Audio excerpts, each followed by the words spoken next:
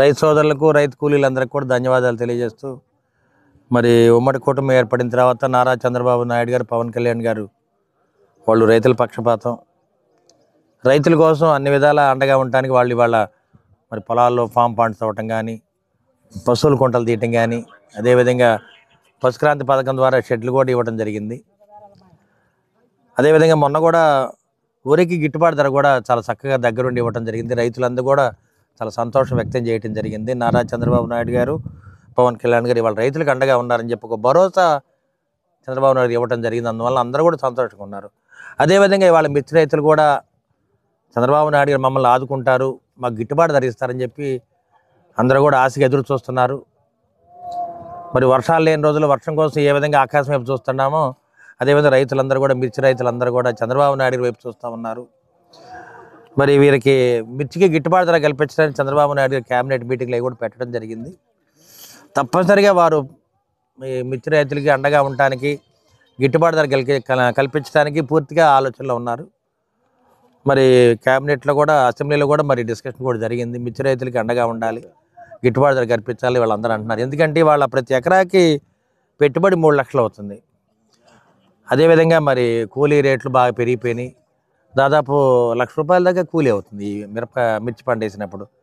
మరి ఎరువులు చూస్తే విపరీతంగా పెరిగిపోయినాయి. ఇప్పుడు 1980లో ఒక కింటా ధర మిర్చి 3,000 ఉంటే మరి ఇవాళ ఎరువుల ధర కూడా విపరీతంగా పెరిగిపోయింది. దానికి తగ్గట్టు మరి ఈ 40 ఏళ్లలో మరి కింటా మిర్చి 30,000 అమ్మాలి నిజంగా అయితే. ఏది మరి ఎరువులు ఆ ధరలు ఆ విధంగా పెరిగిపోయినాయి. దానికి నియంత్రణ లేదు. కానీ మరి రైతులు పండించే పంటకి మిర్చి ధరకి మరి సరైన గిట్టుబాటు ధర రావట్లేదు. రైతులందరూ కూడా చాలా బాధపడుతూ ఉన్నారు. చంద్రబాబు నాయుడు గారు, పవన్ కళ్యాణ్ గారు ఉమ్మడి కూటమి అందరూ కూడా ఆలోచన చేసి మరి రైతులకు అండగా ఉండాలని చెప్పి వాళ్ళు కోరుతూ ఉన్నారు.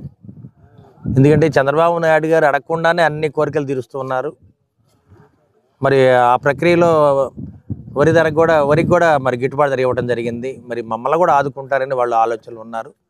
వాళ్ళందరూ ఆలోచన ఒకటి, చంద్రబాబు నాయుడు గారు, పవన్ కళ్యాణ్ గారు మిర్చి రైతులను ఆదుకుంటారని చెప్పి ఒక్కటే ఆలోచిస్తున్నారు. కాబట్టి తప్పనిసరిగా వాళ్ళ ఆశలు వమ్ము చేయకుండా వారిని కాపాడాలనే బాధ్యత మరి అందరికీ ఉంది మనకి.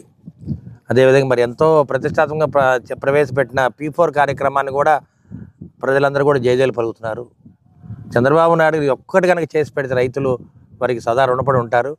ఒక మిర్చి పంటకి మాత్రం గిట్టుబాటు ధర కల్పించమని వాళ్ళు కోరుతూ ఉన్నారు. తప్పనిసరిగా ఆ గిట్టుబాటు ధర కల్పించకపోతే చాలామంది రైతులు ఆత్మహత్య చేసుకునే పరిస్థితులు వాళ్ళు ఉన్నారు.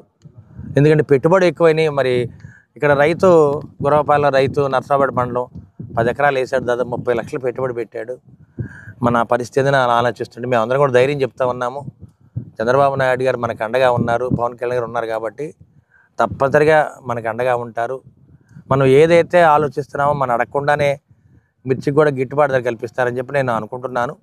తప్పనిసరి రైతులకు అండగా ఉంటామని చెప్పి మరి నర్సాపేట అసెంబ్లీ ఎమ్మెల్యేగా నేను తప్పనిసరిగా మీకు భరోసా ఇస్తున్నాను. అదేవిధంగా మీరు అందరూ కూడా ఉమ్మడి కుటుంబాన్ని గెలిపించడానికి ఎంతో కష్టపడ్డారు. మీకు అండగా ఉండాల్సిన బాధ్యత, మీకు భరోసా ఇవ్వాల్సిన బాధ్యత చంద్రబాబు నాయుడు గారికి, పవన్ కళ్యాణ్ ఉంది. తప్పనిసరిగా నేను మీలో ఒక్కడిని కాబట్టి మీ ఆశలు ఫలించాలని చెప్పి నేను కోరుకుంటూ ఉన్నాను.